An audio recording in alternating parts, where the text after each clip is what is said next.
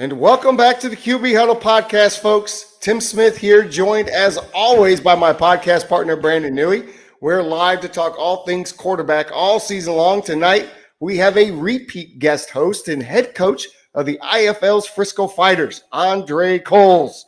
For those who don't know, the Fighters are a pro arena team based in Frisco, and they play in the IFL. Welcome back, Coach. We're so excited to have you back on. This is a great week because for those of you who don't remember, he's an Eagles fan, so we're going to have fun with this one tonight. Before we get into it, how was everyone's holiday? How was your New Year's?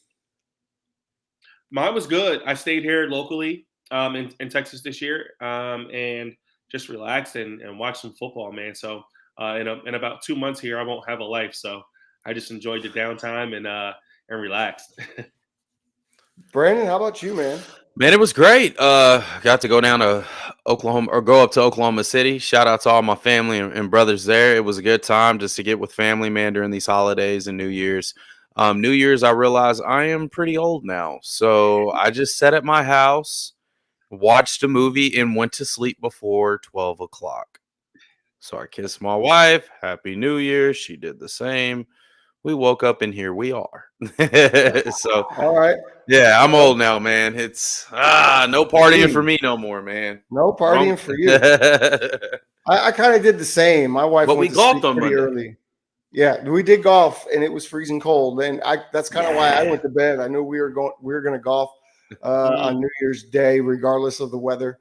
My wife went to bed early because she had a big day on New Year's Day. She had to get ready. She's in her World Championship dance competition that started yesterday, so it goes all week long. Let's get it. She's down in Dallas currently at the hotel. She competes Friday night, but her students compete all week, so she's got to stay there.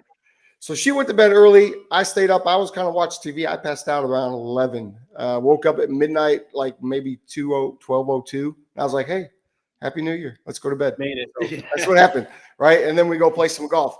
So, Coach, we know you're going to be very busy in the coming weeks. Talk to us about the Frisco Fighters. Any tryouts coming out? And if so, how can players get involved in that process? Yeah, so there's actually a lot of local combines happening in the area. You got the CGS Combine down in Fort Worth this weekend, and then you got the Dream Bowl over in Little Elm on January 21st. So we pushed our next tryout into February, just to not take away from all the other local events that are going on. So we'll have a second one in February, right before our camp. We get started March 7th. So guys get in town March 7th. We'll have our first team meeting on the 8th. First practice is on the 9th. And then we've got 11 to 12 practices to kind of pick that team. And then we open up here in Frisco Friday, March 22nd against Tulsa. Very tough physical opponent. They play a lot of zone. They fly downhill, so it'll be a good test for us early. This Tulsa team, their record wasn't very good last year, but I think they've lost all but one game by one possession. So, and it was their first year in the league, so they're going to be much improved. Their coaching staff has another year under their belts, and they do it the right way up there. So, camp for us will be kind of getting right to it. As soon as we can pick a team, we'll pick it because home opener, we don't want to drop that first one to Tulsa. So we'll be ready to go. Now, do you have an idea already who's coming to camp, or are you still looking for a few guys to fill some spots for you? We're still looking for a few. We got a good idea. We could bring 40 into camp. We have 28 signed so far. We've been waiting for this whole XFL, USFL merger to complete, which happened this weekend. Yes. They are doing a draft on January 5th. So with that merger, there was 8 teams that, no longer exist. Those players need somewhere to play. So we were being strategic and leaving 10 to 12 spots open for guys that may still need a place to play after this draft. So we left some spots open intentionally. We're looking for a couple more DBs, looking for a third quarterback to bring in, but receivers were loaded, running backs were loaded, O-line were loaded, D-line were very, very nasty. So we should be good to go. Man, you got your MVP exciting. Coming back? So he's one of the guys. He signed with San Antonio up in the XFL right now, but they just made a big move in getting rid of Hines Ward. They brought in Wade Phillips. Oh, wow. So I didn't see that. Yeah, bringing in a new head coach sometimes means he wants his own players. And Wants his own players. Yeah. So I won't know anything until Friday. We'll see if he gets picked up. I know we just got our rookie defensive player of the year back, Cordell, because Orlando went away. So Nice. talk to him today. If he doesn't get picked up on Friday, he's back in. We've got another DB with San Antonio. We've got TJ. And then we've got 2 guys up in Canada as well. So Canada starts a little bit later. If those guys, I'm rooting for them all to make their teams, but if they don't, then we'll get our special teams player of the year back, and we'll get another receiver back in May. So we've got a lot of talent that moves up every year. But the whole merger, kind of, clouded some things up. So we may get some guys back. All right. How's my man Trip doing? Sorry, Tim. You're good. You're good. I got to get this out the way. Yeah, How's he doing? Is he showing up? He looking nice? Yeah, he's good. We're in that phase now where, just breaking down his mechanics and just getting him used to our offense. He's got a lot of that college slow clap drag. Don't you hate that nowadays? Oh my God! It's too slow.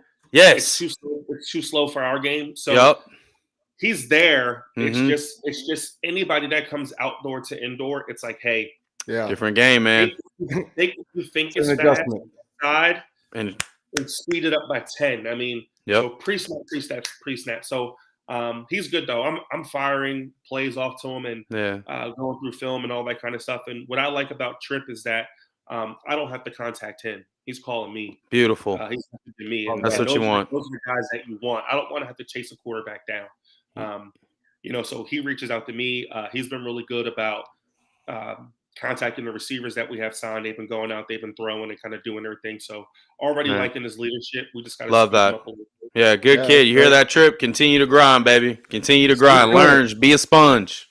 I'm excited for him. Yes, sir. Coach, are you gonna be at the combine that Robert Kent is holding here at the end of January? Yeah. So Kent's actually a good buddy of mine.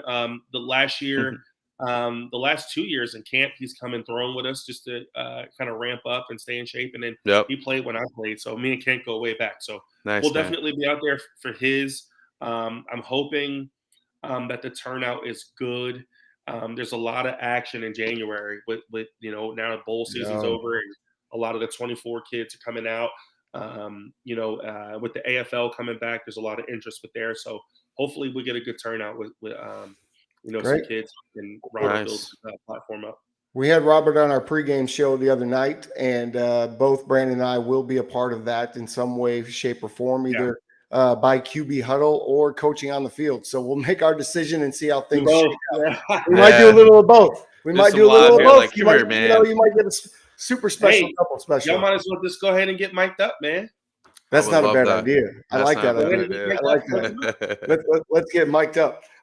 So let's get into this. Oh, before we get too far, how do folks buy tickets for these games that are going to be starting? Great question. FriscoFighters.com. FriscoFighters.com. Our tickets are super, super affordable. You're talking $10 a ticket. What's really cool about our experience, that whole end zone section behind the goalpost, a lot of teams charge top dollars for those seats. For us, it's general admission. So you can get in for $10 a night. You can sit in any seat that you want in that end zone. That's where most of the footballs come out. Football comes into the stands. You get to keep it. That's cool. So it's affordable, fun, family friendly, and you're close to the action, and you get to meet all the players and dance team after. So FriscoFighters.com. There it is, folks. Go to FriscoFighters.com. Get you some tickets. Go enjoy some football after the Cowboys win the Super Bowl. You won't have anything else to do. So go enjoy some football with the Frisco Fighters. He's buying in. I'm trying. Hey, if you guys got any questions for Coach while he's out here, go ahead, jump in the comments. That's what we're here for here tonight. Or if you want to comment on anything that we have to say, if you have your own thoughts, please jump in. We might get you on the show. You never know. So let's get started. And we always like to talk about what happened with our teams. You being an Eagles fan, I want to start with you, Coach Coles. Man. What in the world was going on in Philly versus Arizona this week? Man, it was the perfect storm. You catch a team when they're down. You don't want to call it a trap game because you know better.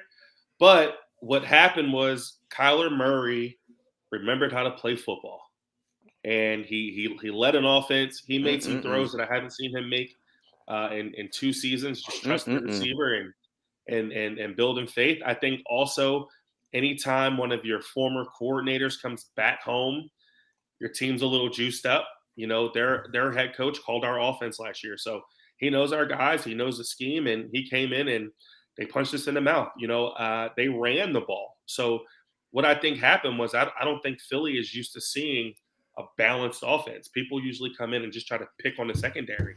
Yeah. But Arizona came in and said, "No, we're going to establish the run, and then off of that, we're still going to pick on your secondary." So we had to play catch up, and you know, once again, we blow a lead. So you know, with all the veterans and things that we have, you think that we would know how to close out, we know how to finish. But hats off to Arizona. They came in with the game plan. They were balanced. They scored the points when they needed to, and they came out with the dub. So we're hurting right now. We got to pick it up, and guys just aren't having fun. It looked like they are forcing it instead of just enjoying the game. So we got to find some joy in the game again and get back to it. But they look lost right now. Man, I tell you, I really enjoyed it. I was sitting on the couch and I didn't want to watch. Like I kind of wanted to watch the game, but enjoyed I did. the hell out of that. The Eagles are going to win this, but then when it got tight, I was like, wait a minute. You're saying there's a chance, and woo, boy, I hadn't been that excited about a game that didn't include the Dallas Cowboys in a very long time. So I even went in the closet, put my Kyler Murray jersey on. I ran around the house celebrating. It was quite a day. A lot of questionable play calls, but with this day and age where you can check out of stuff and you can motion and you know, we have a chance to put the game away and we're running 2 quarterback draws, you know, so that's not on Jalen Hurts. I mean, you can't really check out of a quarterback draw in the NFL based off of formation. So a lot of stuff. It went all bad. Do you feel as an Eagles fan like you are so far off the rails? What is it, 4 losses in a row now? Do you feel like it's, you know, do you feel like we're going to get in the playoffs and muddle through, or do you feel like we can flip a switch when we get into the playoffs? So the only reason I am optimistic is because this same exact season that we're having, that Baltimore Ravens had the same season. They lost 4 of their last 5. They went limping into the playoffs. They got hot in the playoffs and they won the Super Bowl. So that is the only reason that I have hope. They rallied around Ray Lewis, knowing that his days were up. So I'm hoping that we can rally around, you know, Fletch and Kelsey and those guys and just maybe now the pressure's off. We're going to be on the road. Nobody believes in us. You know, everybody's right now, Philly stinks. That's dangerous. Maybe the pressure's off of us. If we lose first round, who cares? Right? It's not going to be a home game, not going to be in front of our fans. Right. Maybe, you know, change of scenery. Sometimes you just never know. Underdog mentality. I mean, the Ravens did have Joe Flacco go on some historic sort of run in that playoffs. I don't know if Jalen Hurts has that in him. I mean, he looks pretty defeated right now. I think he does. That is the dude had like 4 incompletions last game. I feel you. Well, Newey, the 49ers got to play the Washington expansion team. Did. And as we thought you'd take care of them, it wasn't as flashy as I thought it might be. But tell me what happened there with 49ers in Washington. Yeah, before we do that, I'd like to thank both of you. Thank you, Philly fans. Thank you, Dallas Cowboys. Because of your efforts, we didn't do it for you. We are now the #1 seed, and it goes through San Fran. Good luck. Okay, now, then. Hey, that was a great victory. That's obviously a must win. We had to win 2 in a row to secure it. However, Detroit messed it up and Philly messed it up. So now we don't have the pressure. 400 yards of total offense, 28 first downs.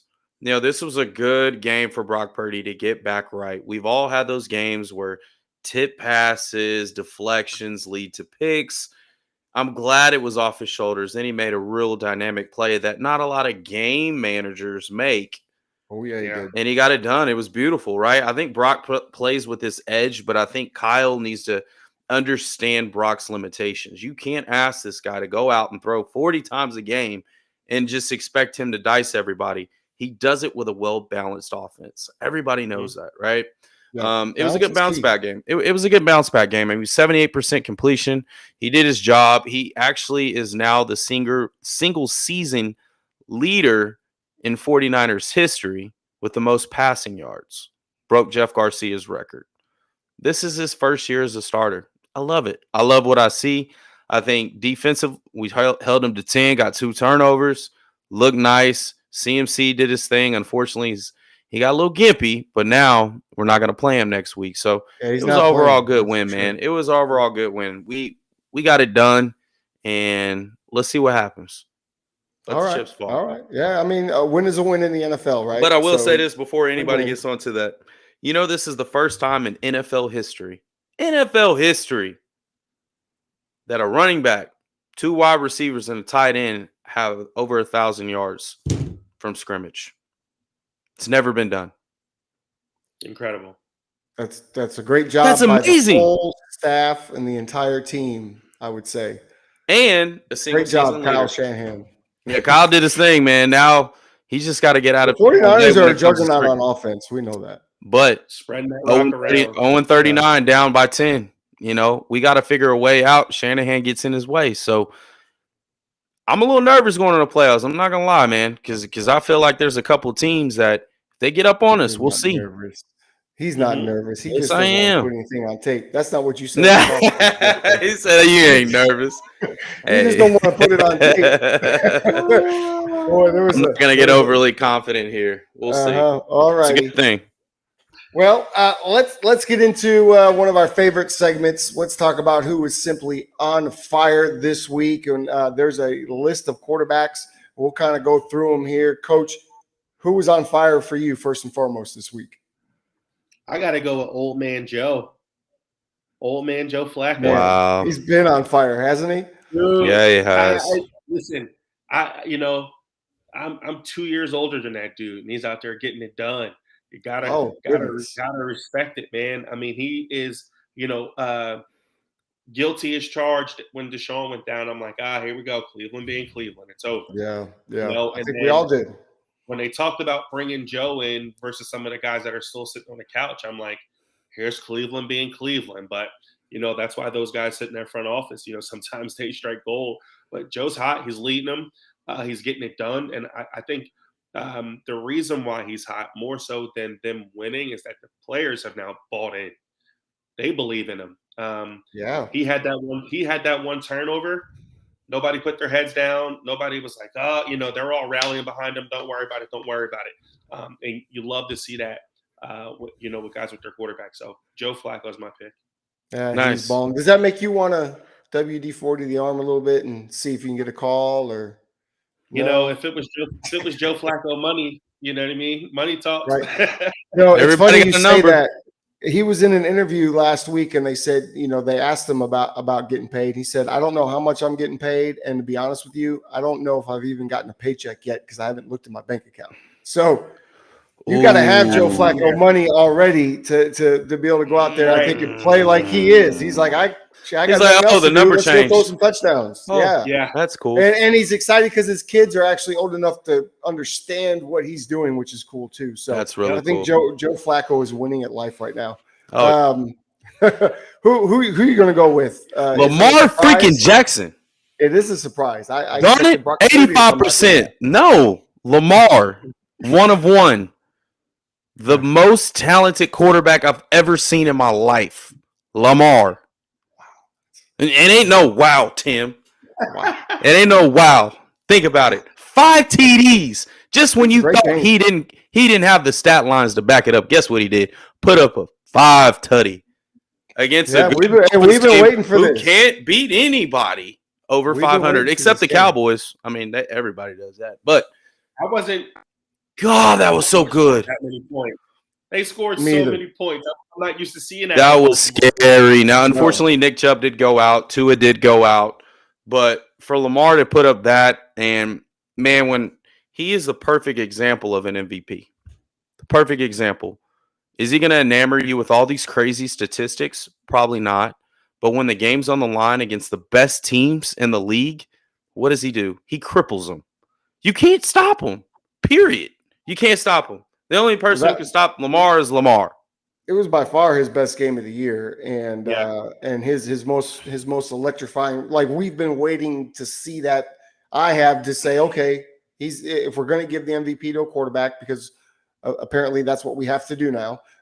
Yes, Lamar Jackson took that MVP the other day, so I agree with you. I had Lamar, I had Joe, but I got another guy, and his stats aren't going to enamor you. I've got him here number one because I'm from Chicago.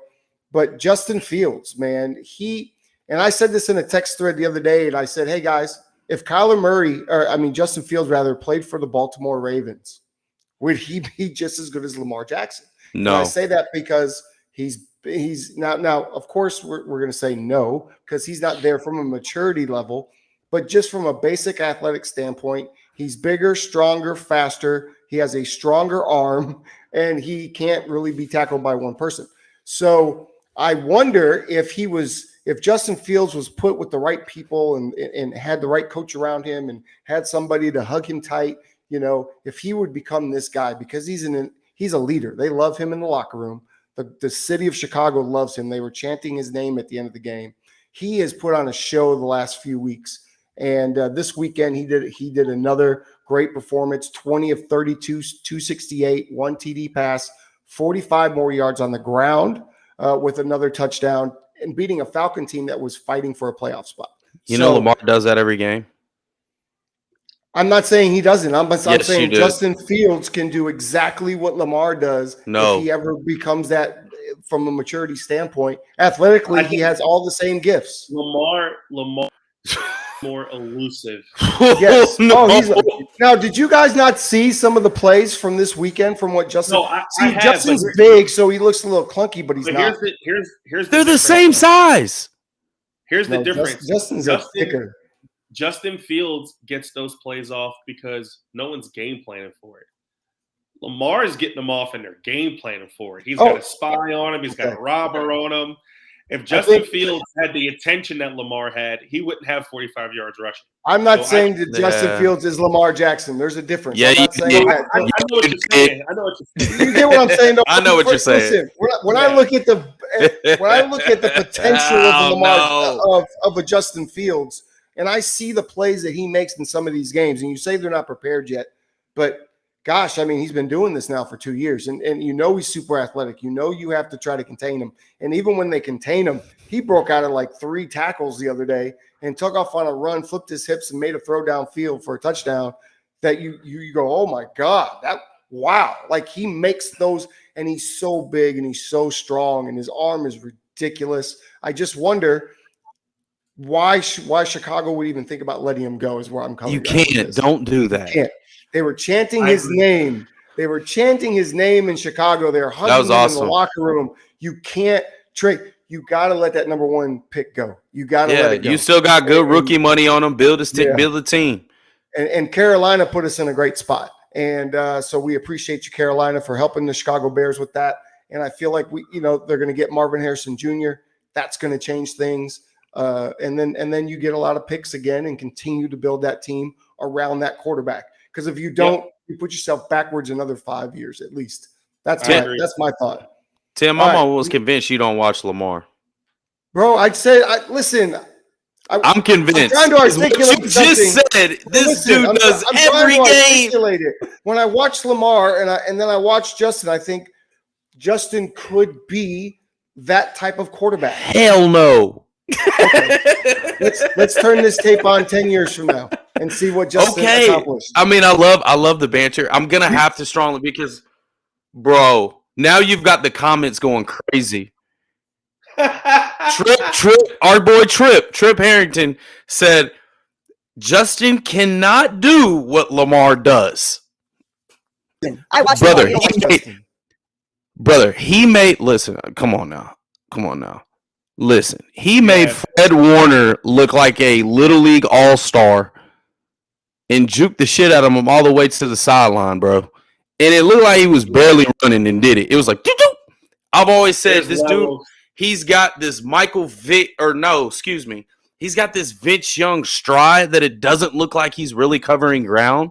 But when he turns it on, when he turns it on, it's like Michael Vick. It's crazy, bro. I've never seen anybody control their body the way he does. He doesn't take direct shots. If he gets sacked, he's going to fall and play it safe. He's buying himself time like 9 seconds in the pocket, something that Justin Fields does not do. Yeah. And on top of that, Lamar is doing it with a very subpar receiving core. Yes, right? Zay Flowers is their guy.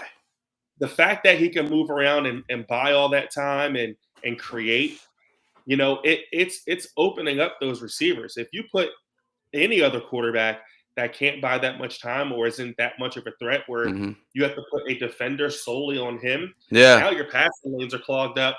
A lot of those throws, the downfield throws, all that stuff is clogged up. So Lamar's more important. So Justin has potential. I think. Yes, he has great potential, and I understand what Tim's saying. But let's not compare him to Lamar. Look, Tim, the comments lit up, and Tim got kicked out, but we're gonna keep it rolling. But there's one throw, and I don't know if you've seen this guy, what Lamar did last. It was on 3rd and maybe 10. He climbs in the pocket, steps over to the left. Literally jumps off of 1 foot and throws it across his body, and it hits the dude right in the numbers. I was like, I've never seen anybody make that throw. Yeah. I've never seen anybody make that throw, and it was almost crazy, man. Let me ask you this, Brandon. Remember when Baltimore allowed Lamar to go sign wherever he wanted, and they said, "Yeah, somebody wants you, go get him." And how no team in the league wanted Lamar Jackson. I couldn't believe it. I bet every GM right now, especially all these guys that are sick for quarterback, they're sick. They're sick right now. Lamar is the hardest quarterback, I believe, to defend I've ever seen. Because with good quarterbacks that can shred you in the pocket, like a Brady or Manning or a Breeze, what is your number one job? To get to him. Right. You can't get to him. You're like, hey, guys, we just got to shuffle and shadow and hope we catch his leg. But wait, he may slip out and still take it 60 with ease. Patrick Melton said Lamar is Lamar. My cousin Dustin said Lamar MVP. Tripp said, may Fred Warner look like an average linebacker. Yeah. Donnell Hawkins said no potential with Justin Fields. I think there's potential there now. Come on now. There's potential. There's potential. It's the kid went where he went for a reason. It's just sometimes quarterbacks get drafted to bad teams. I think that's why when you look back in the day and Eli Manning and John Elway, when they're in the draft saying, hey, I don't want to play in this city. Right. Sometimes guys are bold enough to be like, nah, I'm not playing there because they know Justin Fields was that kind of guy. He would have said, hey, man, I'm not playing in Chicago because they've never done anything for a quarterback. So I think they need to be patient with him. They need to get him a receiver and build that lineup. I think it's the wrong thing to panic and get rid of him. Absolutely. Lamar's just on a different level. Lamar's 101, man. I said it when I first saw him. Hey, there's Tim from all the banter. I didn't know I was out. I didn't know I was out. Some Lamar fans kicked your ass out, man. I told you stop talking about him. I predicted this week 1. I was trying to explain myself, and I couldn't. Let me explain. Because you can't. I didn't say Lamar's not the MVP. He clearly is. I didn't say Justin Fields is Lamar Jackson. What I said was Justin Fields, to me, is the only quarterback in the NFL that has the potential to be as good or close to what Lamar Jackson does in the NFL because of his skill set. And he does amazing things. And if y'all haven't seen it, some of the plays that he makes, it makes you jump off the couch. It really does. And he had a great performance this week. He puts the team on his back. And I love that about him. And when they get Marvin Harrison Jr., it's going to change a lot of things. And when you start watching the Bears, I don't think a lot of people are watching the Bears right now. I would say go watch them. Go watch some all 22 of some of what Justin Fields has done. I don't think you watching Lamar. I'm not saying. Oh my God! I said Lamar is the MVP. All right, Tim's about to go viral. Hey, I gotta get him, man. I gotta get him. Hell no, you about to say that. Lamar's the MVP, but I'm saying that Justin Fields, if the Chicago Bears get rid of Justin Fields, it would be the biggest mistake in franchise history. I feel it. I 100% agree. That was the whole point. Hey, of that. man, it's And okay. It's comparing him to Lamar Jackson is a compliment to Justin Fields. So it's not taking away from Lamar Jackson by any stretch of the imagination. So I was talking to Coach here, and you were offline, and I was offline. Apparently, I was. So there's a throw that I'm going to show you that Lamar made yesterday. I know the throw. Name me a person who ever made that throw. No, it was amazing. He did it earlier in the year too. Bro, unreal. And he's only going to get better. He is buying himself so. I wish I had it. Copyright issues, but you try to show it. I wish I could show it, but we probably can't show it. But the NFL is going to let me. Hey, I love that the comments lit up, though. I might just say more things that are misconstrued and misunderstood so that the comments continue to grow. I don't think you believe he should be MVP. I do believe he should be MVP. Oh, now you do. And I said, because we have to give it to a quarterback, I still wish that it wasn't a quarterback award, but Lamar Jackson stole the MVP the other day because he beat the Miami Dolphins, who were fighting for a 1 seed, and beat them like they stole something. He put a 50 piece on them. I know. It was awful for the Dolphins. They're one and done. It's terrible. Dolphins are not going to go far. I do not trust them. Patrick said Lamar has been doing this since college. This isn't anything new for him. He can literally make any throw from any platform. He can do it all. And Patrick, brother, I totally agree with you. I've never seen a guy make the game look that easy. It looks like everything's in slow motion. If to interject to make it fair, okay, and I'm gonna hop on Tim's side here a little bit, okay. There's a difference in Lamar's development than a lot of young quarterbacks right now, right? Lamar came in and he sat. He under Flacco. He sat. Yeah, he sat. That's important. That helps. He sat. And he had a couple gadget plays. They got him involved in the game just to keep his agent off his back, but he was allowed to sit. Mm-hmm. A lot of these quarterbacks come in and they're not ready to play, but they're day one starters because GMs now get fired after 1 year. Head coaches now get fired after 1 year. So if some of these quarterbacks were allowed the opportunity to develop, which they don't anymore, if you're a top 5 pick, you got to play, which I don't always agree with, right? So Lamar did have that chance to sit and watch the NFL game and practice and get used to the speed, where a guy like Justin Fields, Bryce Young, these guys, they're learning on the fly. Training camp in the NFL isn't what it used to be. It's not as fast as it used to be. A lot of guys don't even practice anymore. So they're learning 1, week 2, week 3, whereas Lamar and all those guys got to sit here in practice. So that is one little difference in development. Absolutely. I think sitting and just learning from a veteran, and maybe him and Flacco didn't get along, but apparently they did. RG3 said he developed Lamar Jackson, which I don't believe. I mean, your job as a second string quarterback coach, tell me if I'm wrong here, but your job to a degree is to prepare the starter and to make sure there's the coach and the OC, we're all on the same page together. We're here for you. Right. So maybe that development and the play calling helped them. But just to that point, though, right? Name one team in the NFL that has a quarterback room of that caliber. A Lamar, a RG3, and a Flacco. There's not one. Oh, no, there isn't one. Hold on now. One. So the young quarterback doesn't have that secondary help. That's true. Like, okay, Philadelphia. He came from a good group. What is Mariota teaching Jalen Hurts? Nothing. No. He was shy on quarterbacks. He didn't talk very much. Right. Well, the quarterback rooms, because of the way that the rosters are built now, teams are only dressing 2 quarterbacks. They're not even keeping a third. Your third's a practice squad. Yeah, they need. I think Lance is in a good situation. Lance is in a very good situation, but think with about Dak, with Dak and Rush. But Lance isn't going to end up playing for the Cowboys. Lance is going to end up getting moved up. Is he going to Minnesota? There's nobody there to push Dak. Right. There's nobody there to push Dak. Especially when they're about to pay him $60 million a year. Either. They're about to pay Dak $16 million a year, bro. Hey, he deserves it. I'm going to say it right now. He deserves it after this year. You put Desmond Ridder, put Fields, put Bryce Young, put them in a quarterback room with the caliber of guys of a RG3 and Flacco, let them sit a year, all these guys will be better. But they don't get that opportunity anymore. I mean, They're thrown right into the yeah. fire. Only one I will say is Bryce Young. Fields had. He's got Bryce Andy Young has the same guy, Andy Dalton. Fields had Andy Dalton as well. I think Andy Dalton is a good guy to have in the room, but the problem is he's not around very long.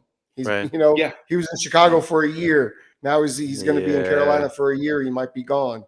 You need you need Andy Dalton for 2-3 years with you, right? He's your quarterback coach and your backup quarterback. Yeah, like Dak and Romo help Kitna, off season, or right. Romo and Dak help, Romo and Kitna help Dak. Right. Yep. Who else was on fire this week? Do we have? I mean, we still got some guys we haven't talked about. What? Oh my God. Brock Purdy, my boy. Yes, sir. Y'all hate him, but we love him. Hey, man, he put up a good game. It wasn't an on-fire game, but 78%, 2 TDs, no turnovers. Had that amazing off-script throw. I mean, I'm going to throw him in there. Okay. Well, just because you did that, I'm going to throw Dak Prescott in there. You should. He did a great job. Because coming off a loss at home, it wasn't as good. I mean, it was still – the offense was still a little sketchy throughout the game, but when we needed Dak to be big, he was. He was 26 for 38, 345, 2 touchdowns, the one pick, okay, but – I mean, you beat a playoff team at home on national TV, the only game on that night, and we grabbed the 2 seed now. Hopefully, if we can pull out this win in Washington. So I got to put Dak Prescott in there because he did his thing. You got anybody, Coach? If you're throwing Dak in there, I got to go Jordan Love. Hell yeah. 3 TDs, no picks. Manage the game. 3 touchdowns, no turnovers. Smooth win against a team that they normally struggle with. Right. So I'm impressed with Jordan Love. I like what he's doing late. If he could just be more consistent, he'd be up in that conversation. Is he the future, Coach? Is he the future? My gut says no. Ooh. No. I thought maybe he'd done enough. I mean, he's done. No. He's fourth. He's fourth in the league in passing. But okay, so this is just me. Like this is how I work. I think it's a lot easier to do this kind of stuff when it doesn't matter. Okay. Yeah. It doesn't matter. He ain't really had a pressure cooker game yet. There's no primetime games. Nobody cares. There's no pressure cooker. There's no big have to. I mean, that was a primetime game, though, Coach. I know, but I'm talking about like where the whole country's watching. You know what I mean? Yeah, that big game. I haven't seen him in that scenario yet. So I don't think he's the answer in Green Bay. I like him in some other offenses. I just don't think he's the answer in Green Bay. Not the answer in Green Bay. Okay, 30 TDs to 11 interceptions, 3,800 yards. I like it. I don't want Green Bay to have a quarterback answer. They've had a quarterback for 30 freaking years. It's time for you to suck again. It's time to be suck ass. Speaking of suck, let's have some fun and get into the garbage juice. Dog water. Goodness. I'm going to go ahead and start with you, Coach, being the guest. Who's in the garbage juice for you this weekend? Disappointing, man, but Bailey Zappi. I wanted him to do so good. I keep rooting for this kid because I'm not a Mac Jones fan. When I was coaching in Jacksonville, Mac Jones was in high school down there and just felt like he was super cocky. And even the way he carried himself at Bama, I'm like, okay, this kid has an opportunity again to take the reins and take this team and make it his team. You're getting another opportunity to start, and you go out and you just, did you prepare all week? Did you practice? Did we just, 3 turnovers, looked lost. Didn't check out of some runs. We're running into, we don't have numbers and we're still running the ball that way. So it was I hate hard that to watch. when they do that. It's just, come on. And your center is saying, you know what I mean? So I don't know what the bigger issue is there, but to turn the ball over 3 times and when you're finally getting an opportunity to kind of take this thing over going into the off season, knowing that they're going to move on from Mac, that was trash for me. So. Okay. Yeah, that is pretty disappointing, right? As quarterbacks, when you get that opportunity, you have to take it. You have to seize it. Because even if you're not going to stay in New England, somebody else sees that, right? That goes on tape. You can never Coach Vic Mann always said, don't put crap on tape. because everyone sees that, and he put crap on Lives tape. forever. Everyone's going to see that. Who you got, Brandon? Yeah, speaking of who putting crap on tape despite 300 yards throwing is Baker Mayfield. Uh-oh. You had the opportunity to lock down the division and you shit the bed versus the Saints. A Saints team that has been getting their ass whooped most of the year. Yeah. Okay. Damn it. It was really disappointing because we had just built Baker up the day before. Yeah, we just built him all the way up. Like Akeem said last on Couch Coach. He was just floating above water. Come on, baby. Damn. Come on, man. I've been trying to build you up. Tim's been building you up. You had an opportunity to win it, and damn it, now you have to win this game or you won't win the division. True. Uh-oh. Ooh, Tampa's in a bind. Tampa's in a bind. You play against the Panthers, so maybe the Panthers play spoiler. Maybe they play spoiler. Didn't they beat them once? Yep. They did. Yeah. Yeah. Uh-oh. As an Eagles fan, I'm hoping the Bucs lose because then we'll get the Saints first round. So, hey, Trip wants us to make sure we know that most of Baker's stats came in garbage time, so he was absolutely garbage the entire day. Yeah, it didn't look good, brother. Yeah. Patrick wants to know about Derek Carr. He says we got to check Derek Carr played well. The last 3 games. Derek Carr played well. Derek Carr played well. So sometimes we do. I mean, I've got Derek Carr here in a later segment. That's just for you, Patrick. I hope. To be honest, Derek Carr has 10 TDs and 2 picks in his last 5 games. They're finally starting to push the ball down the field, though he had 197. It's not great. I've got the entire. Efficient. I like my quarterbacks efficient. I've got the entire Titans quarterback room in the garbage juice this week. So make room. Right, they're going to get in there. They're going to. Ain't been right since together. Tanapu was 16 for 20 for 168 yards. No touchdowns, no interceptions, pretty blah. Will Levis comes in 2 of 6, 16 yards. Man, it's terrible. It's terrible. I got another room for you that just blows you out of the water with absolute garbage. The Falcons quarterback room. Tyler Heineke went 10 of 29, 163, 3 interceptions. Desmond Ridder comes in, goes 3 for 4, 17 yards. He throws an interception. He turns the ball over a lot this year. Between 2 quarterbacks in that Falcon quarterback room. That is garbage. Boy, we got a lot of room in the garbage juices.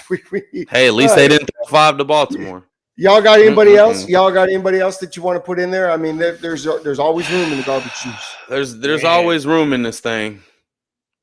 You know, I've got one from a guy who didn't even play. Oh, didn't even play. How does that work? As a coach, trash. Kenny Pickett. You heard? I'm glad you brought that up because we wanted to talk about that tonight. Kenny Pickett. First and foremost, you have had every opportunity to lock this job down. You haven't, right? They picked you off of a sympathy pick in the first place because you played at Pitt. It felt good. Hometown guy. Hometown kid. Yep. Handed you the keys to be benched, right? Like, you know what I mean? Like, it's warranted. They had to do something. And now, even if it's not true, to have anybody be able to say that about a guy who just got demoted of refusing to be number 2, you just don't want that kind of stuff to even come out in the media, whether it's true or not, because half that locker room that doesn't know you, right? The defensive side of the ball never really knows the quarterback. Right. That's sad. They're looking at you like you're crazy. You know what I mean? And then to double down on it, they're not starting you in the next game. So not only are you possibly a hater and got called out, so damn sorry. They didn't even put you back in, which makes me think that you lost the team. So from what I understand, they're not even dressing him. He's not even dressing this week. Forget about starting. He's not even dressing in the final game of the year. You talk about trash. That's trash. Yeah. Why are you in the news when you didn't even play? Have any of y'all, now I know you guys maybe never had experienced this, but have you ever been asked to be the backup? Were you ever the backup and just thought to yourself, there's no way I'm going to back this guy up, even if you thought you were better than him? When you're on the team at the time, you were told you're going to be the backup? Nah, has that ever been your mindset? Man. No, it's crazy. because what's your first thought? What else can I do to help the team win that? Yeah, day? what can I do to help? What's my This job team now? first, I'm the bro. backup tonight. What's my job, right? Also, every quarterback knows you're And he's one still play young. away. You're one play away. You're one Thank play you. away. And it happens like that. You better be ready. Well, now he's probably one play away from being shipped out of Pittsburgh altogether. And I don't know that anybody else wants to touch Kenny Pickett. He might be in the UFL next year for all we know. Maybe. For that move alone. Take them damn gloves off. Maybe That's you what throw he better. gets. His whole career was made off that fake slide. I never was a big fan of Kenny Pickett. And he should have got blown up anyway. Just blow his ass up. That's Set the tone. Get that 15 yards. Set the tone. Just because we're going to play the Washington expansion team this coming up weekend, I'm going to throw Sam Howell in there and let him get in there and get all stinky and fresh. He wasn't supposed to play. Jacoby Brissett was supposed to start. He gets hurt in practice. Sam Howell now has to start. Luckily, he didn't refuse to be the number 2 quarterback, so he got the starting job. And then he goes 17 for 28, 169, 2 interceptions in a 27-10 defeat. He did throw 1 touchdown, but Sam Howell, by and large, this year has just not been as advertised. And I'm sure that the expansion Washington team will be looking for a new quarterback. He's a little reckless with the ball, man. A little too reckless. He's a little too reckless. That's true. Any comments, Brandon, that we need to address? Anybody, so right now, I mean, obviously they talked about the Derek Carr. He's been efficient. Somebody said that Tampa will beat the Eagles in the first round. I just don't see that. I don't know about that. Nah. You better pray the Eagles don't get hot. The way Baker was playing, and when the Cowboys lost 2 games, I said if we go to Tampa, we might lose. So maybe you do feel that way as an Eagles fan. Like one thing did, man. Baker battled back. Lays an egg, so now maybe not. Baker battled back, man. Hey, man, I'm gonna throw Josh Allen in there too, just because you won. Don't think I didn't forget your shit, right? You got 1 interception, another one. That's 16 on the year. Yeah, and he didn't throw a lot this week again. He didn't throw it all. He was 50% completion, Tim. Yeah, 169 yards passing, no touchdowns. Hey, but you won the game. You won the game, but it was 21-27. Bill Belichick has given you fits. Yeah, but he won the game. You know that's a tough game. When you go to New England, no. Okay. Not when we throwing around. Josh Allen's got 40 total touchdowns. Oh, he's one of the top 3 quarterbacks. No, stop. We did that. If we did it for he's laid an egg 2 games and got away with it. If we did it for Brett Favre, we have to be fair and do it for Josh Allen. Josh Allen didn't lay eggs like that, or Brett Favre. Excuse me. Sure, he did. He had his not like moments. that. He had his egg moments. He may have had 3 picks, but he damn sure gave you 3 touchdowns.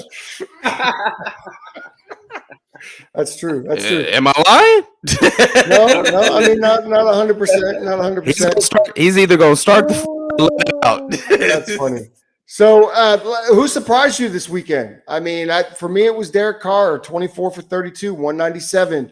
I say surprised me because maybe I haven't been paying enough attention to what he's done over the last 3 weeks, but he's been getting a bad rap. And, they go into Tampa, a game that Tampa we all thought should win. And, man, he wins the game and keeps the Saints' hopes alive for a playoff bid. So, Derek Carr got my who surprised me this weekend. What about for you, Coach? Gardner Minshew, Colts. Minshew mania. He shocked me. I thought, all the hype right now and the way that Antonio Pierce has got these guys riled up, I thought for sure they were going to go in there and steal one. I loved how Gardner managed the game, didn't turn. Did what he had to do to gut out a win against a team that's playing with passion right now. So I fully did not expect the Colts to come out with that win. So he shocked me this week. Awesome. Mine is Kyler Murray. Kyler Murray. I mean, we know the tremendous talent he is. Obviously, his pedigree's high, but I think we just saw why he was the number 1 pick. I think we just saw he is still one of the most explosive players at the quarterback position. I know some people say he lacks explosion, but the dude's only 5'10" and maybe 200 pounds soaking wet. He's 5'10". But look, the thing about what he does the most is his competitive edge. He doesn't give a crap if he's 3-11. He's going to go into Philly and he's going to rout him. Especially, that's hard to do, especially overcoming a 99-yard interception. Yeah. And he still does it. So therefore, it lets me know you have short-term memory. You're able to put that play behind you and put this team on your back, him and James Conner. I mean, golly, man. Seeing Kyler do that, just being Kyler Esch, that old vintage Kyler, I was like, damn, dude, this dude's still that good. He's still that dude. And I told you, Tim, I'm so butthurt about not starting Kyler in my Super Bowl for fantasy. So in our Saturday night pregame show, what kind of mess? Brandon's our fantasy guru, and he says, "Hey, Robert, Kent, and Tim, who do I play? Do I play Jared Goff versus the Cowboys, or do I play Kyler Murray versus the Eagles?" And we both said, "Oh, don't play Kyler versus the Eagles. That's going to be a bad day for him." And he listened to us. Hey, I don't even play fantasy football. I don't know why he's asking me any questions. I won my league this year. I did too. There you go. Yeah, I was giving the Eagles more credit than they deserved, apparently. No, I just know what our secondary looks like. Maddox came back from his first game, and he hurt his pec again. So I mean, our secondary is just reeling right now. No Darius Slay. Maddox got hurt again. We got 2 rookies out there on the corners and another rookie in the slot. So Cowboys are just tough at home. They are, man. That defensive line, if Jared doesn't have the play action. Yeah. Now, granted, that 2-minute drill was fire by him. But, dude, damn it, Tim. I'm still mad about that. Even though I won it. He was so mad. I was so pissed. He was like, never again. Hey, don't ask me about fantasy. I don't play fantasy. I mean, the D-line is coming. I had more respect for the Eagles than that. But I'm glad that you brought up Kyler Murray, because that's going to segue into our Brady moment. Sometimes Brady moments don't have to be just the last drive. It can be a whole quarter, a whole half. I mean, we saw Brady come back 28-3 in the Super Bowl, right? That was a Brady moment. But for me, it was Kyler Murray in the fourth quarter versus the Eagles. The entire quarter, he owned it. It was tied going into that quarter. They outscored them 14-10. 2 huge drives getting into the end zone. Kyler doing it with his arm and his legs. Man, I thought he was the most dynamic player on the field, between both teams. So for me, it was Kyler the entire fourth quarter of that game. He's insane, dude. He's insane. He's got the grit, man. He that's the guy that surprised me. I mean, just seeing what he was doing, I was like, man, if this team doesn't build around him. Now, obviously, the GM was cringing because he just lost Marvin Harrison in the draft. You could see him on the sideline. He was like, not happy. Oh, no. And we got a guess right now that Patrick Melton said Eagles are down bad. Is it me, or do they simply look tired? How do you turn it around, Coach? How do you turn it around? Here's the reality of it. They are tired, right? When you have a deep run like that goes all the way to the Super Bowl, your off season is now shrunk. We brought back basically the same team, and then we had to run that gauntlet of games. I mean, we had a stretch where we played 3 games in 18 days.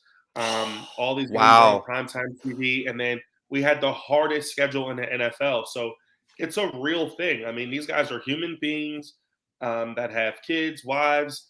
They got to hop on charter planes, and when you don't have a break in between to play one of these washed up scrubby teams. I mean, our schedule this year was next level brutal. It was brutal, and we got through it. We weren't going to go undefeated. I think realistically, looking at our schedule to start the year, I think everybody that's a real football fan said, just get to the dance, just get to the playoffs, and then figure it out from there. What's disheartening is how bad we look. Mm-hmm. We look sad. We look out of it. Now we're starting to bicker with each other. Players don't want to. That's when it starts to go off the rails. So they're down. But I think the season that we're having, if you're realistic, is what everybody expected. I think 11-5 right now is solid, but I do feel like you guys are going into a very tough game this upcoming week. And I think a lot of guys are predicting the game doesn't matter. We're the 5 seed regardless. So what do? Do you play your guys?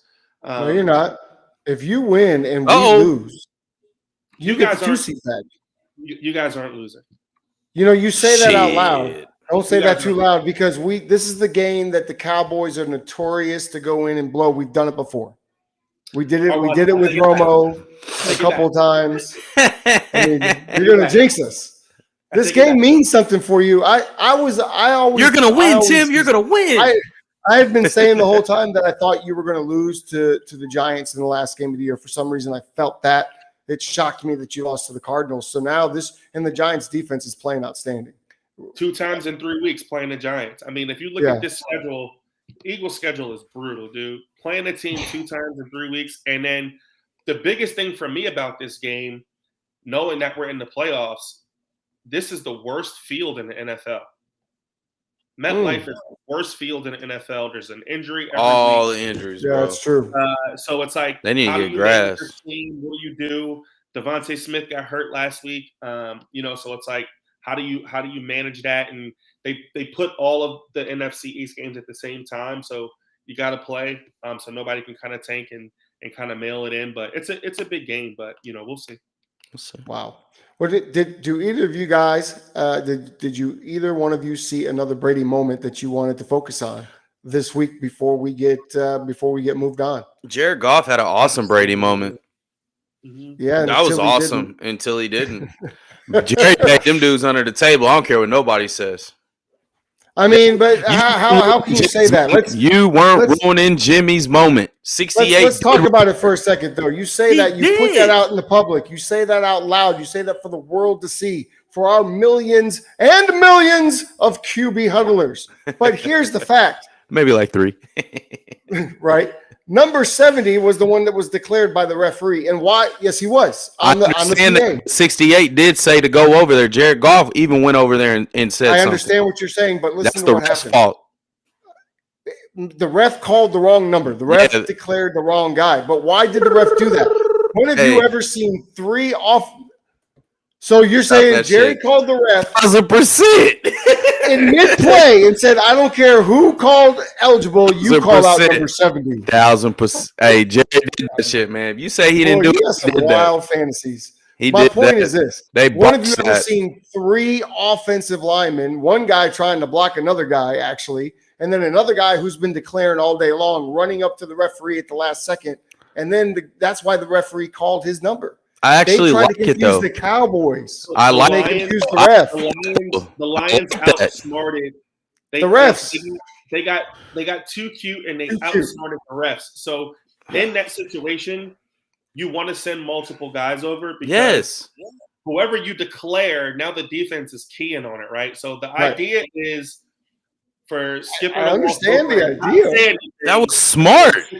Actually be the guy, but the referee was in such a panic that he just ran away. What should have happened is you slow down, say it again to the ref, right? That's the quarterback's fault. You check. It's no different than making sure we're lined up correctly, right? Like, make sure you got the right number. Well, but he said to go over there. You saw him in the huddle like, hey, make sure you go over there and tell him. No, but here's my question. To the referee, not to the player, to the referee. Yeah. You're on the sideline. You're calling the play.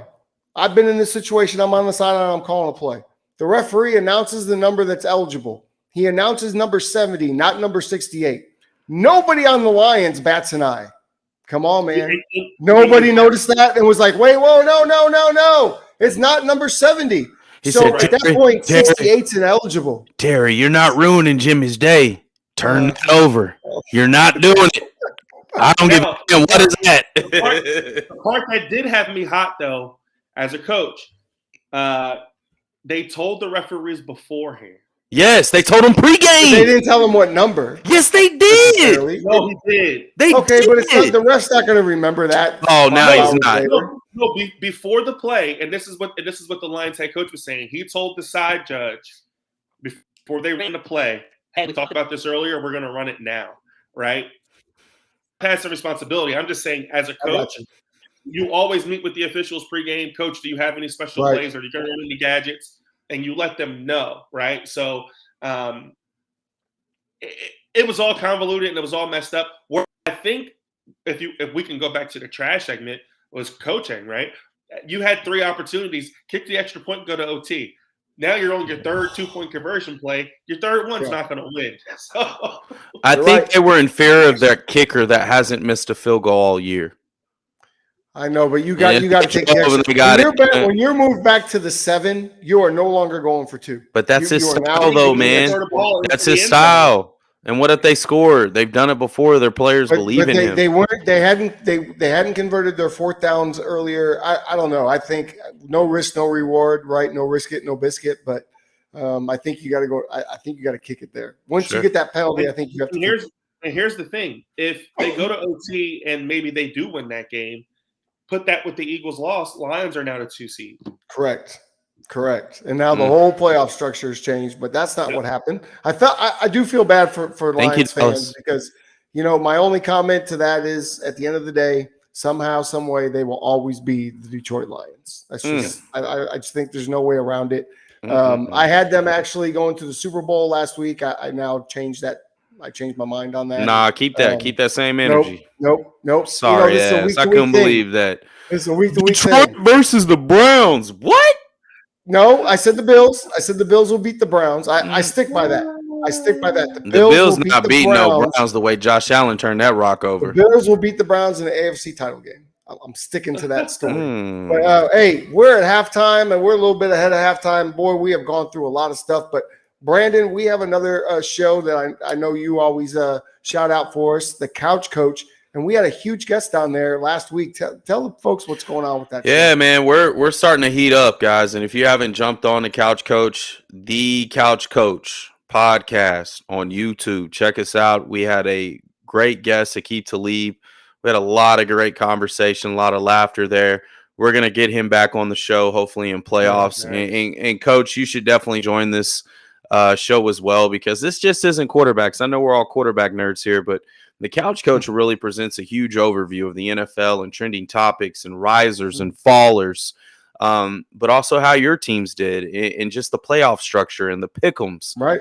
It's been a really great season. We're looking to continue to hit more strides, get more guests. I believe we have Victor Butler coming on, Coach Victor Mann coming on. We'll get Aqib back. We'll get Mark Clayton back. So we're getting some more guys that'll come out there, and especially for playoff entertainment, for you guys to just lock in with us. So please go like, share, and subscribe at the Couch Coach podcast. We are just having a blast. We're having a blast. And then hopefully this next week, we got another special guest coming to the QB Huddle, former Dallas Cowboy quarterback Quincy Carter.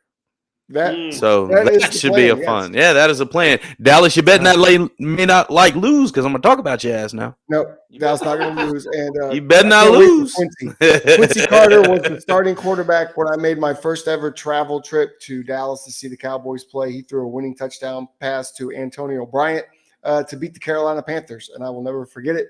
It was amazing. So I'm excited to meet Mr. Carter, but. Here we go. We're going to go around here. Coach, you good on time still? I know that we've got you. We've kind of kidnapped you here on the QB Huddle, but no, I'm here, man. Brandon brought this up, and I thought this was a great subject. Young quarterbacks eliminated from the playoffs this year. Are there franchises, or should their franchises buy or sell them as continuing to play for that franchise and stay in that area? And let's start with number one, Bryce Young in North Carolina. It's been a rough one. Obviously, I think they are going to stick with this for at least another year or two and see where it goes. But, that's where I'm at. I'm kind of a buy there because he was a number one pick. Where are you at, Coach? I'm buying it. It's tough to blame how bad the Panthers are on him. They've been dysfunctional from rip. And they also don't have the draft capital to replace him. So they kind of don't have a choice. But I think they have to give the kid a fair shot, build something around him, protect him a little bit and give him a chance to see what he can do. So I think this first year is not a true assessment of his talent and what he's capable of. Okay. Well, he stayed fairly healthy. I think he only missed maybe 1-2 games. So that surprised me at his slight stature, that he was able to make it through the grind of an NFL season as well. Brandon, where are you at with Bryce Young? You're going to have to buy. But I think right now I am on the borderline of this kid. I don't see it. I don't see the leadership. I see a kid that looks overwhelmed. I don't see a grown man. I see a kid. And it looks like he's playing. I'm like, maybe it's his voice. Maybe it's his demeanor. But you are now like when these college coaches when these college kids transform to the league or pro, you're with grown men. They got to believe in you. They got to have that understanding, right? And with you, 11 touchdowns, 10 picks, you're sacked 59 times. You have legs. That's what got you here. It's not your stature. You have legs, great accuracy. You throw the ball with great confidence. He does not look like the same player that was at Alabama. He doesn't. He does not look like it. And right now, I'm afraid of it, especially as sporadic the way the owner is, how he'll get rid of people so fast. He is he's a stock market guy, and he will get rid of your ass quick. Now, Bryce, you have to do something, some digging, because right now I'm not seeing it, brother. So I'm gonna say, hey, I might have to sell on your ass. You'll be out maybe in 3 years if you look like this. I'm just being honest with the owner you have. I'm with you. With the owner you have. Well, that's all young quarterbacks. They have it's the owner. It's not but it's bro. He's had 3 head coaches in 4 years. It's not the old days where you sat for 3 years. Threw a drink on a fan. That owner's crazy. It ain't Bryce's fault. I'm not saying he's a bad player, but I'm saying if you can continue to put up mediocre numbers. Yeah, mediocre numbers. We live, so I'm gonna fuck up. It's okay. But it's not looking good. It's not sustained. Like, what is that giving me? I haven't even seen any flash plays from you. I haven't seen nothing oh shit. That's why he the number 1 pick. So trigger happy. He got so trigger happy and fired the head coach that develops quarterbacks. Which didn't make any sense to me. That was the worst move. That was a terrible move. But you gotta buy Bryce. So obviously we all gonna buy. You gotta buy him. You gotta roll with him. Unfortunately, you got to. Yeah. We'll see. We'll see where it goes. We'll see. Now this next situation is interesting. Kyler Murray in Arizona. I mean, they paid him the big money. There was the clause in the contract. There was the injury. There was, hey, maybe we're going to tank for Caleb, and it didn't look good coming out. But then the Cardinals started fighting. They beat the Cowboys. They've beaten the Eagles. They've beaten some good teams this year. And Kyler's come back and he's looked good since he's been back. So I'm not even going to start this. I'm gonna send this over to Brandon because he's a huge Kyler Murray fan. Are they buying or selling in Arizona? You better buy. This is the best quarterback he has since Kurt Warner. You better buy, especially what he did on the road. Listen, he could have tucked his tail in and went and played Call of Duty all day and not have gave a damn. But the fact that this is a year of adversity for Kyler, especially for 2 years, and I love how he's responding. He's a fighter. And there's one thing I like to see. If you're always winning all the time and things are always going well, how do you respond? Well, damn it, we know Kyler's responding. I haven't seen that from Bryce Young, and they're damn near the same height. You see what I'm saying? It's completely different. It's an attitude, like Kyler. Yeah. I mean, but it's a mentality. Yeah. It's a Kyler mentality. Has that winning mentality. Like, he's always had it. But Kyler wasn't surrounded with all 5-star offensive linemen and 5-star people all around him. Yes, He went to OU. He had CD. He had Hollywood, right? But his mentality. It's his mentality. Never say die. And I love that for my quarterback. My man's going to fall out on his shield regardless if he's 1-16. You saw what happened. And I applaud that. They better not ever get rid of him. They can't. Don't do it. Coach, just keep him off of Call of Duty. I'm not buying it. Oh! I'm not. I didn't say enough. I'm not. And here's the thing, right? All the things that Brandon said are true, which is why we all love Kyler Murray. But where the frustration comes in is that he's going to miss a game. He's going to miss 2 games. He's going to miss 3 games. And the Cardinals, as an organization, will never put together a team strong enough to be able to win with the backup quarterback, right?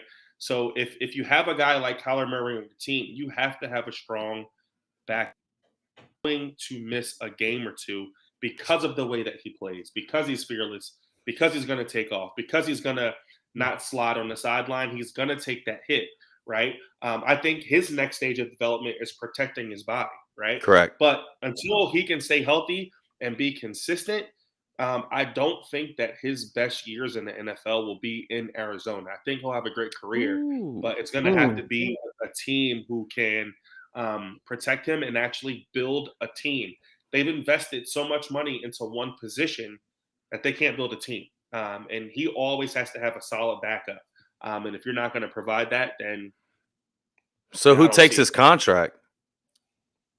I think there's a lot of teams that are desperate to win, right? Washington. I mean, if Washington. I look at a team that's very, very close in Atlanta. If they had a quarterback that's not afraid to spend They want money. Justin too.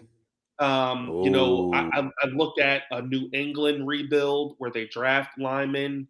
The system fits Kyler Murray. It's a lot of West Coast quick passes where he's not 5-step dropping, having to, take shot field. I think there's a lot of offenses and a lot of people that are just a quarterback away that he'd be a good fit on. He'd be nasty with the Steelers. You know where I think his best fit is, but it won't happen. I think if Kyler Murray played for Tampa Bay, they'd be nasty. Mm. You think they would be better than what they're doing with Baker? Yes. Okay. That's He's interesting. a better natural thrower of the ball. He reads defenses better. He manages the game better, and he can use his feet. Baker's very one-dimensional. If he can't find Mike Evans, he panics. Kyler Murray will spread that thing around. Like wildfire, boy. I just don't think Arizona is going to be his end-all, be-all. Gotcha. I'm a big Kyler fan. I've been watching Kyler since high school. Watched him play at AT&T Stadium. Newey and I took a trip to Oklahoma. We got to see him play up close and personal with CeeDee Lamb. For his sake, I kind of hope Arizona does sell because I think you're right. Arizona is never just going to build that team. They're not a sports town, right? There's not a lot of buy-in there. But I think that they're going to buy. I think, he's a quarterback that, we talked about this a couple of weeks ago where you have the elites, right? You have your Patrick Mahomes, Lamar Jackson, Josh Allen, and he may not be in that category, but he's in the second category with the Dak Prescott, with a guy that is going to win you a lot of games, right? There's only a handful of quarterbacks that are that guy, right? And then you have another 2 handfuls of quarterbacks that are franchise guys, going to be dependable, going to win you a lot of games, and always have you in position to maybe make a championship run. And I think Kyler's one of those quarterbacks. So I think Arizona will continue to stick with him. But you might be right. Well, it's going to be interesting to see how that plays out in the coming years. If they draft a quarterback this year, I guess we know what they're going to do. Now, I think we talked about this guy a little bit earlier. I know both Brandon and I think Justin Fields should stay in Chicago. They need to buy. Where are you at with that, Coach? Are you Justin Fields staying in Chicago, or would you like to see him go to Atlanta? Nah, I think he should stay in Chicago. I think they could build something special there, and I think his development this year and how gutsy he's been, you got to have some level of belief there. Yeah, and understanding that team is just not built to win. I think if they're smart, they take Marvin and do some work with that other pick and get some more picks. And actually build a team. But that's a team that if they manage it right and that GM does his be back in contention real quick. Yeah, and they have a lot of money to spend. Unfortunately, the organization is a little topsy-turvy, and they don't know where they're going to play in a year or two. And there's a lot of things in the background that maybe make it not so appealing to free agents. But I mean, Chicago is a rich tradition city of championship and winning, and the Bears need to get back to being good again. So, the city as a whole, from a sports town, you got the Bulls, the Blackhawks, you got the White Sox. To say, man, y'all ain't pissed a drop since the 80s.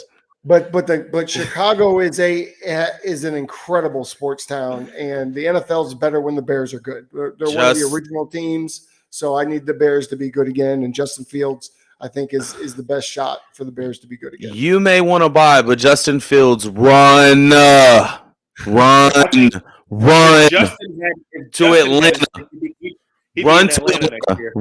Atlanta, back to your hometown where everybody cares about you, because besides Chicago fans, that organization failed you drastically and put you in question that, hey, you got to wait till your last game to see if we're going to believe in you or not. Well, hey, deuces. If you got an option, get out as fast as you can and I hope he go to doesn't do that. Atlanta. I hope he doesn't do that. Go to Atlanta. Last guy we have on this, and this is kind of interesting, right? The New York Giants signed Daniel Jones to a huge deal. Daniel Jones did not play up to that deal. Then he gets hurt. There are out clauses for the Giants, supposedly to be able to move on, and they're not stuck. It's not guaranteed. Where are you at? I'm going to leave it over to you, Coach, because you and I are both in the NFC East. You see the Giants twice a year. What are you doing with Daniel Jones? Bye, Felicia. It's a tough one, right? Because we all know that they need to move on. Yeah. But my thing is, right now, New York isn't New York. If you get rid of a Daniel Jones, you can't go backwards. So who's out? Who are you going to replace him with? It's not going to be somebody. And you also, got to figure out your running back situation, right? So, Saquon is a free agent again after this. So you got two spots to figure out, and your quarterback, whoever you sign there, I mean, it's got to mesh with the running back. So sure. If you're not going to sign Saquon, you're better off just walking away from Daniel, saving yourself the money, and then just figuring it out. But if you're going to bring them both back, then bring them both back. But if I'm the Giants, I'm moving on. Same. Yeah. I'm moving on. I want to move on too. What about a Russell Wilson maybe headed to New York? I mean, he fits with the Saquon Barkley very, very well. You would think. And Russell's not. He wanted to go to New York at a time, didn't he? I mean, and that's going to take us into our next discussion because we got three veteran quarterbacks who are most likely going to miss the playoffs. And in Russell's case, man, he was benched by his coach. And so, if I'm Russell Wilson, I don't want to play in Denver ever again. I do not want to play for Sean Payton. That is a strained relationship, obviously. So for me, I think that, Russell's on the move. What do y'all think? 100%. Yeah, he's on the move. He's on the move. New York's a good spot. New England's a good crazy. spot. There's a lot of good spots for Russell Wilson to end up. Yep. I think How about Kirk Cousins? What are they going to do with Kirk Cousins in Minnesota? He was balling out before he got hurt. Statistically, his best year.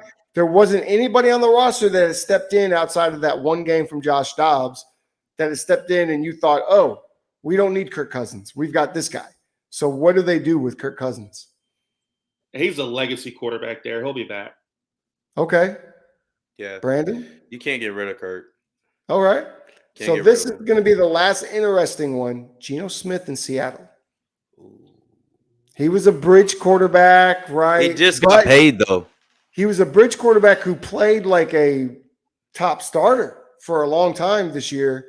And then he got hurt, and now he's back. And, I mean, what's Seattle do there? Is that your new franchise quarterback? Is Geno Smith the guy? I think Pete Carroll made a decision when they paid him. I just don't. It's just my thing is you sign Geno as a bridge, and all you would be doing is replacing him with the bridge. Right. Right. There's no top tier guy that's going to go to that is dying to go to Seattle. They're just not. They're not built like that. So I think you got to keep them. And just kind of up your defense and give him another receiver maybe. So, or actually use the tight end like Seattle used to. But. Where's their position in the draft? Well, they'll be kind of mid-tier, I'd imagine, because they're just going to miss the playoffs. I mean, you better hope. They were just good enough to not get a good pick or not get a top. So you better pray that Michael Penix doesn't fall. Because if he does, he should go there. And Geno should be the bridge quarterback, help him grow. He's come from the same atmosphere, that environment. He's used to playing in that type of weather. I think it's great. You got explosive receivers that he can throw to. He can keep him on a rookie deal. Let Geno ride that 3-year deal out. Inserts him. So I would say buy right now, but I would definitely get Michael Penix in my back pocket. Because I think Penix is going to fall in the draft because of his injury history. I just do. Penix is the best quarterback in the draft. I do too. It's his. I think, Jake, history it's his injuries. It's so many can injuries, ruin bro. it. Yeah. It's so many injuries. When you look at it, it's worse than Tua's. I know. I was like, But oh he's so no, good. he's so good. Good. But if he falls, he sat in a pistol for 3 years and got beat up over in smashed. Indiana. in Indiana, Right. yeah. But if he falls in the draft, I think one of these really good teams that can just plug and play a quarterback could really make something happen. Maybe a Minnesota, maybe a Seattle. They're just, I mean, we're not saying Gino or Kurt's not gonna start, but I think, God, if you got a bridge one, shit, why not get that kid low on the budget? And you know how talented he is, and you know he's not gonna get injured in the first year. Get him healthy for a full year, and now you got a freaking rock star ready to roll, injury free for the 3 years. That'd be a smart move by them. Smart. That would be smart. Take heed, Pete. I don't want to see as, but I like Penix. We'll see if Penix drops or not. I think he is, man. So we're gonna have a lot of that conversation after we get done with the playoffs and the Super Bowl. And so, speaking of playoffs and the Super Bowl, this is a fun little game where we like to try to see who's going to play who and how we're going to end up in Vegas. So, Coach, I'll start with you. How are we going to end up getting to our two teams in Vegas this year, and who are they going to be? Man, I don't see anybody beating Baltimore. I don't care how you slice it. I don't care what teams are over there. I don't see anybody beating Baltimore. So I got Baltimore plugged in. I think the only way the Ravens don't make it is if Lamar gets hurt or tripped up or something like that. NFC is where things get dicey for me because I think it all just depends on seeding. It's to me it comes down to Cowboys 49ers right now if I'm just being honest. But the 49ers at home are tough. So I think that road, goes through them. If the 49ers slip up and teams got to go to Dallas, I don't see anybody beating Dallas. But right now, I think we're going to get a rematch. I think it's going to be San Fran, Baltimore. Ooh. Brandon, do I even have to ask you what you think? You ain't got to ask me nothing. Baltimore is about to roll through the whole damn AFC if they don't run into Cleveland. That's my only concern. Or potentially a Bills team with Josh Allen. He's just a playmaker. It's playmaker for playmaker, right? I think the Niners, if they take care of business, this should be good. I expect us and the Dallas Cowboys to meet up, and you know what's going to happen there. So we should go off to the Super Bowl, man. And if we meet up with Lamar, damn it, say a prayer. I don't want to lose. But, hey, if I'm saying it right now, you're hearing it right now. If Lamar win that, bro, I'm going to be so happy for him. I'm not even going to BS. I want us to get our 6, but I know where we're going. But I know where Lamar's trying to get. Mm-hmm. He needs that stamp. In the AFC, I don't trust Lamar yet. I don't trust the Ravens because you know what? In the last time he was an MVP, they only won the one playoff game. I trust Josh Allen and the Buffalo Bills in the playoffs. I trust the new Buffalo Bills run game. I trust the fact that they are controlling Josh Allen. And I trust Brady as the offensive coordinator.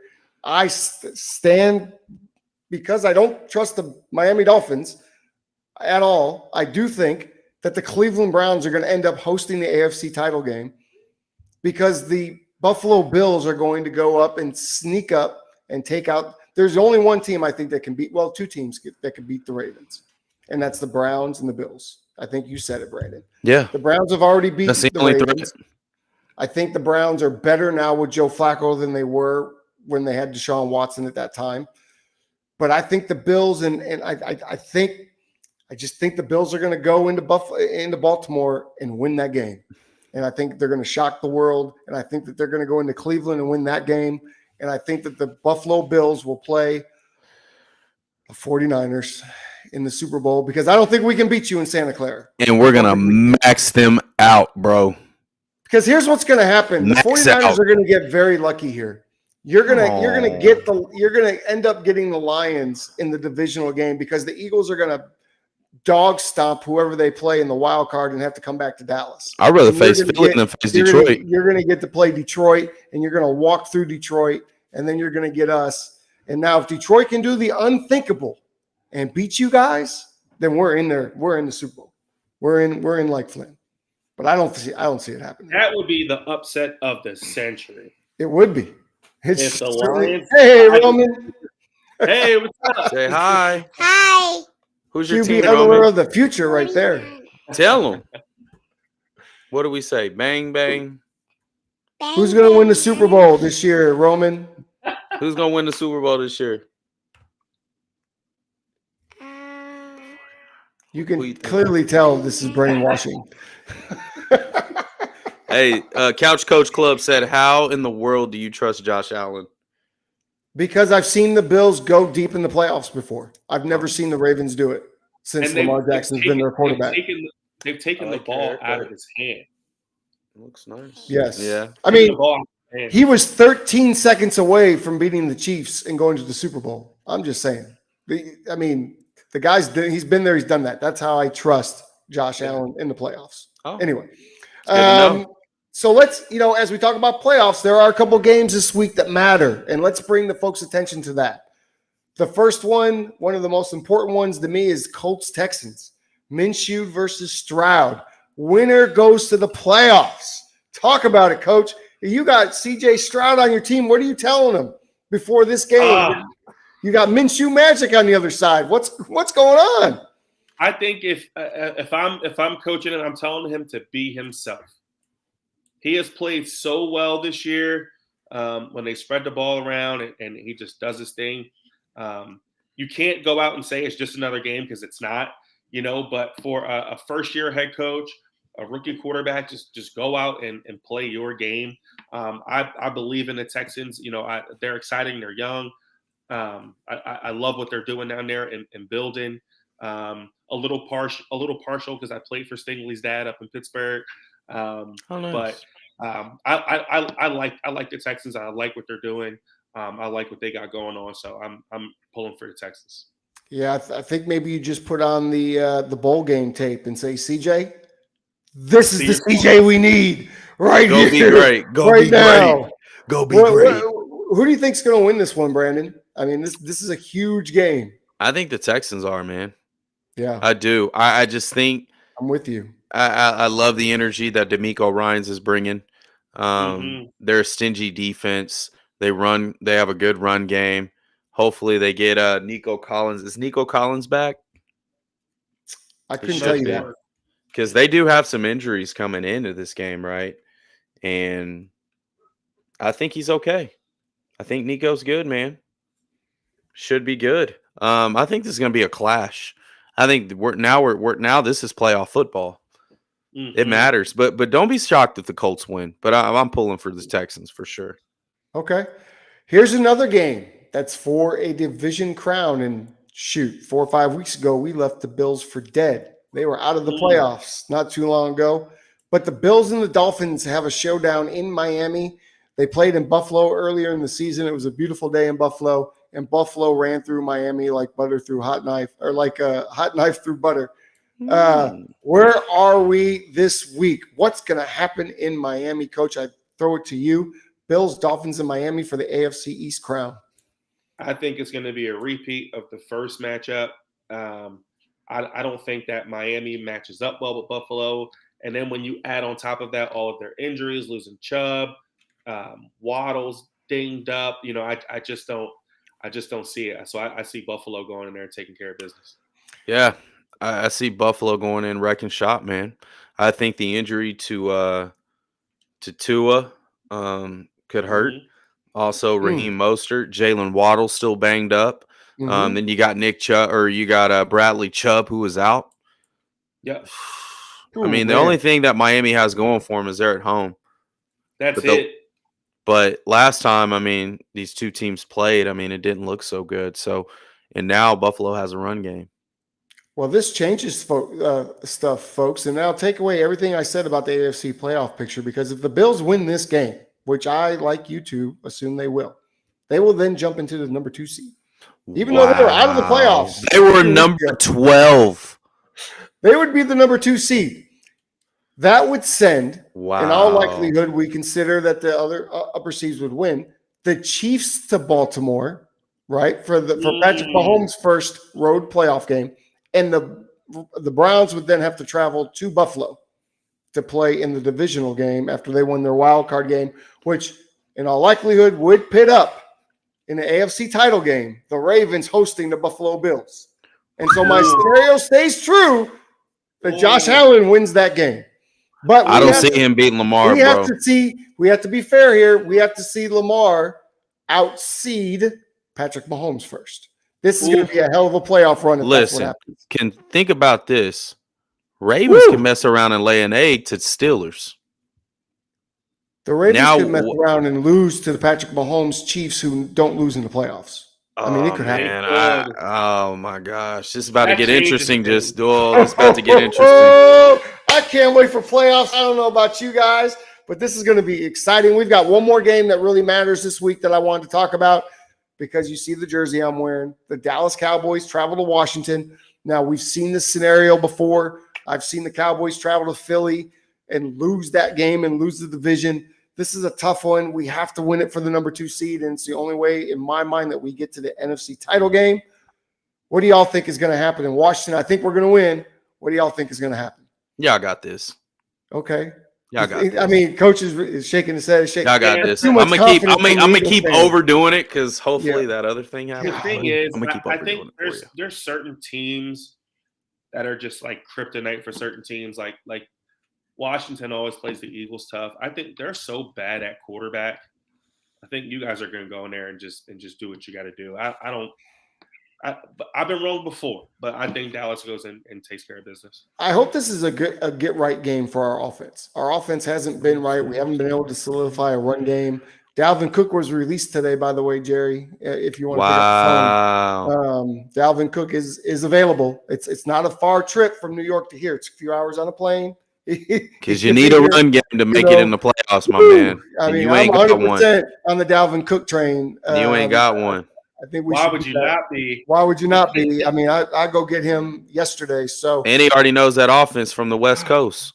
Yeah, all that stuff is copycatted, man. It's just a little terminology difference. Just terminology. That's all it is. So, man, we are gearing up for an exciting playoff run.